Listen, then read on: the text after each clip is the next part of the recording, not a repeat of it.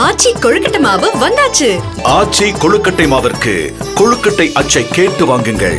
விருதுநகர் மாவட்டம் சிவகாசி அருகே 4 வயது சிறுவன் முதல் 70 வயது மூதாட்டி வரை ஒரே நாளில் 15 பேர் நாய்க்கடிக்கு உள்ளாகி அரசு மருத்துவமனையில் சேர்க்கப்பட்டுள்ளனர். சிவகாசியைச் சேர்ந்த கணேஷ்குமார் என்பவர் காலை தனது மகனுடன் மீன் வாங்குவதற்காக கடைக்கு சென்றுள்ளார். அப்போது தெருவில் சுற்றித் திரிந்த நாய்களில் ஒன்று கணேஷ்குமாரின் மகனை தாக்கி கால் விரலை கடித்து இழுத்துள்ளது. அந்த ஒரு நாயை தொடர்ந்து மற்ற நாய்களும் சிறுவனை நெருங்கவே அதற்குள் சுதாரித்த கணேஷ்குமார் மகனை காப்பாற்றி காயத்துடன் சிவகாசி அரசு மருத்துவமனைக்கு சென்றுள்ளார்.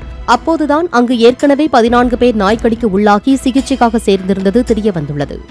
ரோட்டில் பார்த்தோம்னா ஒரு 50 நாய் 100 நாய் மேலே தெரியுது. நான் ஆட்டோ டிரைவரு, ஆட்டோவில் போனாலும் பின்னாடியே விரட்டிட்டு வருது, இந்த டூ வீலரில் விரட்டிட்டு வருது. அதுவும் சின்ன சின்ன பிள்ளைங்களாக தான் கடிச்சிட்டு இருக்கு.